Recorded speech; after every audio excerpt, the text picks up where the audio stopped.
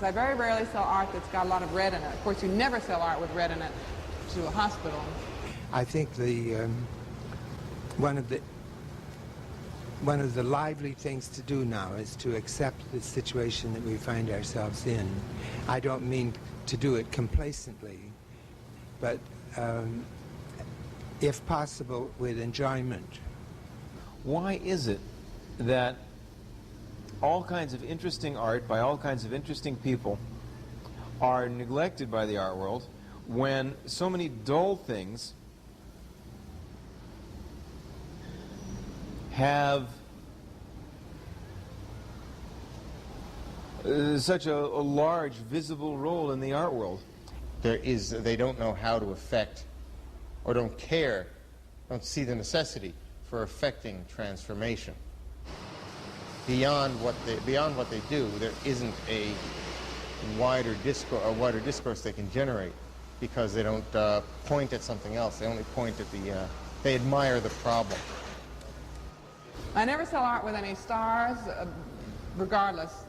Stars, usually. Well, because then, you know, certainly not with six-pointed stars. And I never sell art with snakes, a lot of things like with snakes, because of phobias. It's very hard to sell bird art, except for these Audubons and that type of art. But a lot of modern artists put in birds, but I had one company reject them because of people that would come in that might have bird phobias. They don't want the art to cause that much trouble. They want to have the art in there to enhance their space and kind of stimulate a little creativity and make artists think. Men like texture. I think that they can relate better to art that has texture in it. Do men like sculpture better than flat? Well, they like the sculptural form, they like the strong form in that. That tends to appeal more to men than it does to women. And the business is still made up of about 90% men. And even when the women buy, they buy with the idea of what the men will like. The gallery system dictates the content of the art magazines, not through whether they take ads or place ads specifically, but more by virtue of the fact that the galleries that can take the ads have the money to do the PR, to be taking editors out to lunch, to be putting on the image of being large and impressive, and to be paying critics under the table, which is a very common practice I discovered. The idea of entertainment, and in fact the requirement for entertainment, made more necessary now than ever before by the fact that people demand leisure time and can afford leisure time activities, has a great impact on art and how art is perceived. People, that's a problem with the critical role right now. People in general do not understand that criticism is an intellectual, a philosophical discourse pursuant to the philosophical discourse of art itself. They see it only as a function of entertainment commentary, and that the art critic in a newspaper is supposed to function the same way a movie critic is, or a restaurant critic that is pointing at a show and saying yep or nope, 3 stars or a half star. I don't think it's worth turning anything off, because that's what silence is.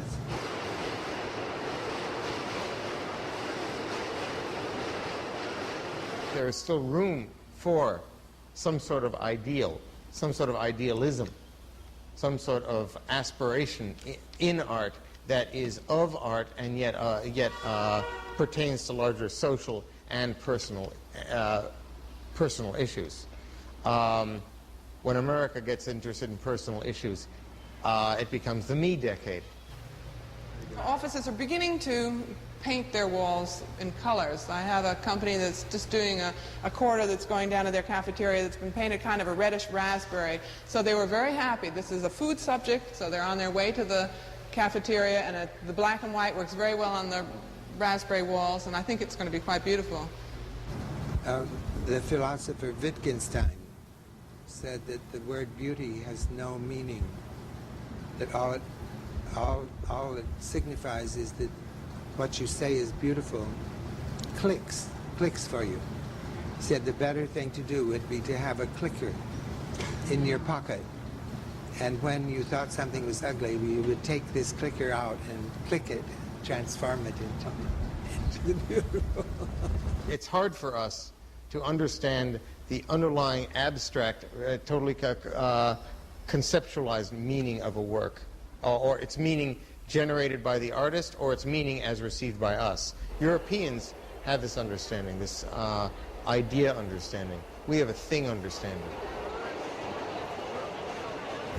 And the longer you look, or the longer you use your faculties with regard to what you thought was ugly, the sooner it will become something that you could change your mind about and decide that it was beautiful. You could open your mind. In other words, what Ives, the composer, said that we need a music that will stretch the ears. We need, in fact, to, in all aspects of our life, I think, to open ourselves to experiences which we have not accepted and find ways to accept them.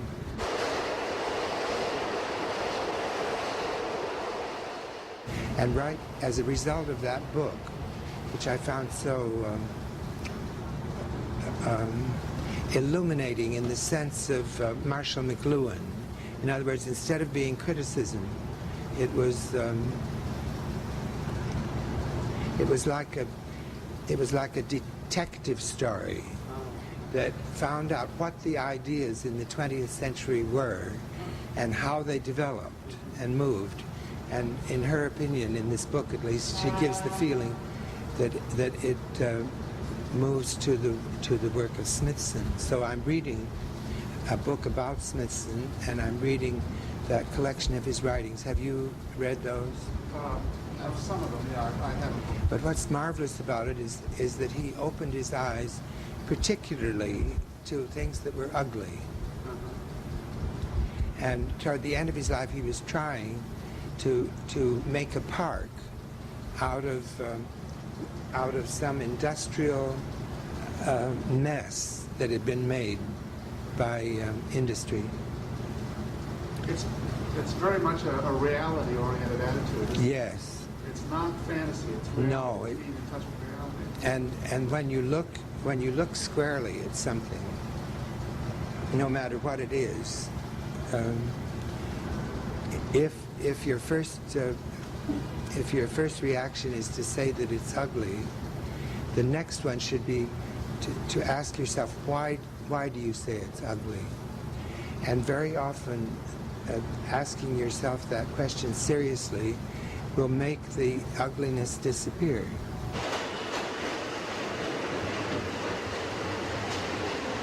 How do you think Duchamp figures in this? Well, he figures very beautifully because he didn't want to feel that something was either beautiful or ugly.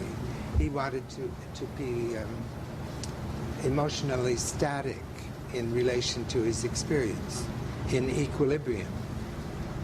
And Smithson is not quite like that. And I must say I prefer the attitude of Duchamp. However, I'm unfamiliar with the attitude of Smithson, and I intend to learn it.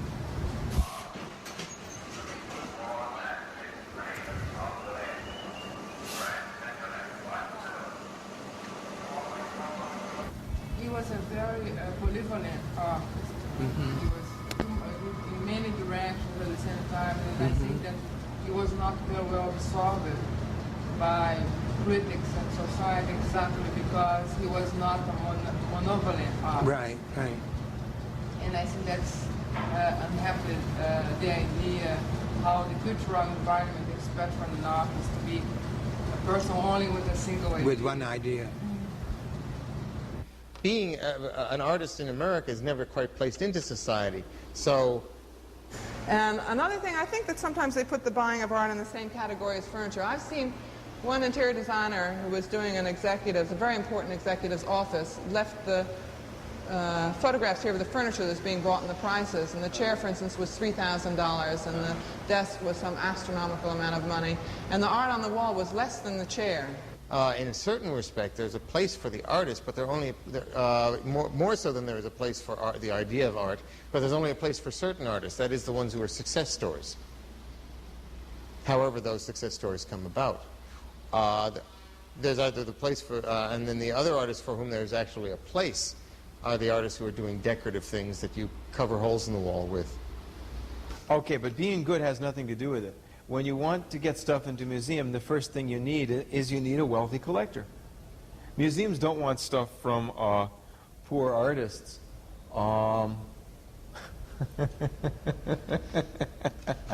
Corporations aren't that different from the private collectors. Through his interest in my work, I've been invited to Hungary to the Bartók Festival there, which is in the country, and they're going to give 30 hours of rehearsal to my 30 pieces for 5 orchestras, and then the Hungarian recording company, Hungaratune, is going to record it. And I think it's so amazing. This is a piece that hasn't been played in the United States. I wrote it for a festival in France, at Metz, and it was played in Venice, and now it'll be played in Hungary and recorded. Why is not The orchestras in the United States don't get involved much in my work. I think they're afraid of the that it's that it wouldn't please the subscribers. I think.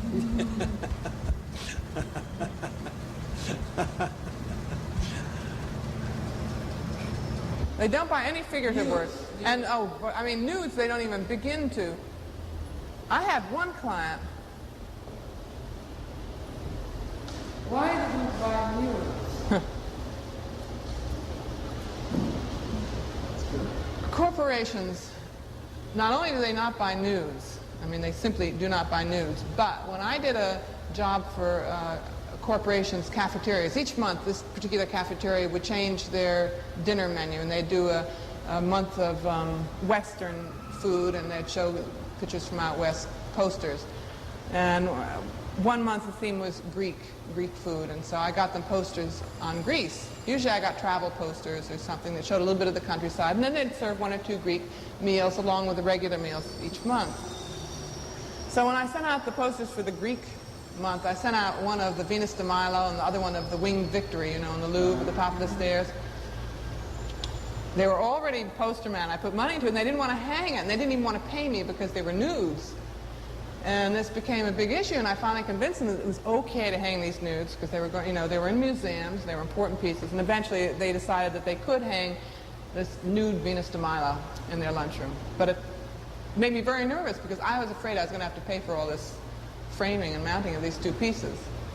The one general thing is that the 1960s saw the first expression on the part of the American public of large of general interest in visual art, in the arts generally.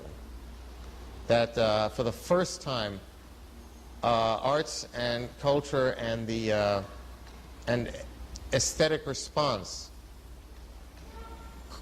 could be conceived of by anybody as part and parcel of life. It's not integrated. Appreciation of artistic effort is not a part and parcel of daily life here the way it is in Europe or in quasi-European societies such as the Eastern South American countries, but it's growing, and that started in the 60s. That resulted, in fact, from the first education in studio art and art history, art appreciation, that began with the GI, the returned soldiers being educated in the GI Bill.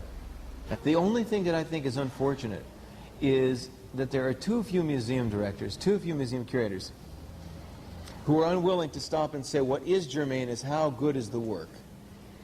It should not be the case where any wealthy donor can place anything using the right subtle pressure, and no artist can place anything. And that's the situation now. But this, I don't think that criticism, you know, should be look at like to bring the discourse to discussion. Yes, exactly. Rather than to end the discussion. And so many critics, fewer than used to be, but so many critics are arrogant enough to think that their job is to Not simply to introduce the discussion, but to end it. This is the word on. Exactly. Even when they're acting as reporters. I also discovered how many critics there were in the United States. There are approximately minimum of 2,600 art critics. And that idea drove everybody up the wall. People wrote attacks against this figure in magazines and newspapers, in fact. I've got names and addresses for most of them. I'm not saying they're great critics, I'm saying they're critics. They write about art. As far as the boom of painting, I don't know. I mean, I think so much of this is so silly. It was silly to say painting is dead. It's silly to say painting is the only thing. But America is a nation that loves booms. Silly reporters at newspapers and magazines need something to write about, so they write about art. Every year you'll see an article in every damn magazine in America, some article or another about investing in art. They want simple answers. They want a trend to latch onto. They don't want to think their way through it before they write. Part of it's the pressure of the deadline. Part of it's the fact that half of these people don't know what they're talking about and don't want to know what they're talking about. I think first I was more interested in making a sound myself than in listening. But as time went on, I did a great deal of listening. I guess my life is getting mixed up. Instead of concentrating on one thing, I'm accumulating more and more interests. All the ideas you have and all the feelings you have and all the perceptions you have, all the sense of the past you have, all the sense of the present you have, all the sense of the future you can have should be in your work. It depends upon the economy. When the economy goes down, they still buy art, they just buy cheaper art. When it got really bad, they bought posters. Marcel Duchamp didn't sell. He No. sold very little. No, Marcel Duchamp sold very, very little. Even through the late 60s, you could buy Duchamp for only a few $100s for some pieces. He was really, except for his early paintings, he was not thought well of, certainly not in the American art world, for many years. And finally, in the late 50s, Jasper Johns, John Cage, and some members of the avant-garde became quite interested in his work. He developed a new underground reputation. The star system generally is in my mind, highly suspect. Marcel Duchamp was a broadly influential artist only towards the end of his life. He had an astonishing effect on people. You know, at that time, we all had the impression that he was no longer doing any work, whereas he was actually making the Étant Donné, which he worked on almost up to his death. And what do you think that make a work resist to time? Is the quantity? No. The quantity helps. But look at Vermeer. There are only about 17 works of Vermeer that maybe, no, twice that, I think 30-something. 30-odd works of Vermeer that exist, and he's still considered one of the greatest artists in history. And actually, that's, I mean, you know, a lot of corporations, they buy, you know, a lot of stupid stuff that looks good, has a good look, but it can be completely phony. And this is that same artist again, because I thought they might like her. They didn't for this particular job. So she's not going, when I go back again on Monday, I won't have this with me. And I won't have this. And so they're really trying to empty out some of the old things. All museums, the storage is way too crowded. How you locate, how you localize New York in the American cultural map, and how you see the other places? Well, New York is the crossroads for American and probably world art, but the crossroads in the sense, first and foremost, of the marketplace. All the important ideas of current art do not originate here, by and large. They try to come here, and more, even though the marketplace here is expanding, it is not expanding, it can't expand at the same rate that The discourse in art itself has been expanding, especially in this country, but in fact all over the world. As a result, more and more art that is being done elsewhere, more and more artistic thinking, simply can't get into New York. And thus people outside New York are having to circumvent New York in order to be able to communicate, in order to be able to establish careers for themselves, in order to be able simply to sell their work, to show their work. So that New York, you might say, has reached critical mass. What we have to do, or what I try to do, is to live here as though things had changed.